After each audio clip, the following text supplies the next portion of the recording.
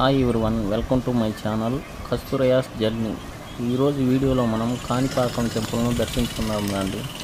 ముందుగా కాణిపాకం ఎలా చేరుకోవాలో చూద్దాం. తిరుపతి నుంచి కాణిపాకం 68 కిలోమీటర్ల దూరంలో ఉంటుంది మరియు చిత్తూరు నుంచి కాణిపాకం 11 కిలోమీటర్ల దూరంలో ఉంటుంది. ఇప్పుడు కాణిపాకంలో ఎక్కడ స్టే చేయాలో చూద్దాం. దేవస్థానం వారి రూమ్లు అందుబాటులో ఉన్నాయి. దేవస్థానం వారి వెబ్సైట్ అండ్ ఫోన్ నంబర్స్ నేను డిస్క్రిప్షన్లో ఇస్తాను, చెక్ చేయండి. టెంపుల్ లోపలికి మొబైల్ అండ్ ఎలక్ట్రానిక్ గ్యాడ్జెట్స్ ఏవి అలో చేయరు. ఇక్కడే ఉన్న కౌంటర్లలో పెట్టుకోవచ్చు.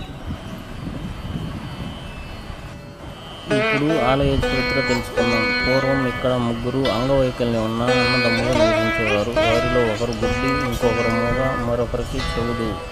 వారు ముగ్గురు ఒకరోజు వాళ్ళ పొలానికి నీరు పెట్టడానికి ఈతం తోడుతుండగా బావిలో నీరు పూర్తిగా అయిపోతుంది.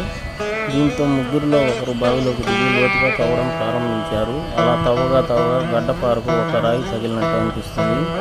ఆ రాయి నుంచి రక్తం రావడం గ్రహించాడు. కొద్ది క్షణంలోనే బావిలో నీరు మొత్తం రక్తం రంగులో మారిపోతుంది.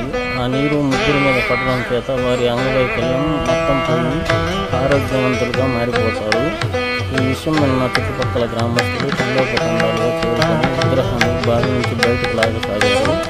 కానీ వారు ప్రయత్నం వృధా అవుతుంది. ఇది స్వామివారి మహిమాన్ని గ్రహించి కొబ్బరికాయతో పూజలు చేయడం ప్రారంభిస్తారు.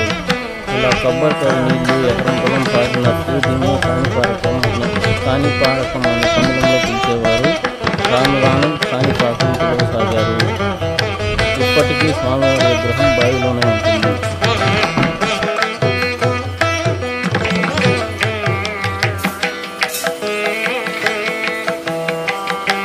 ఇన్సైడ్ కెమెరా నాటలో స్వామివారి విగ్రహం లోపల ఈ విధంగా ఉంటుంది, దర్శించుకోండి.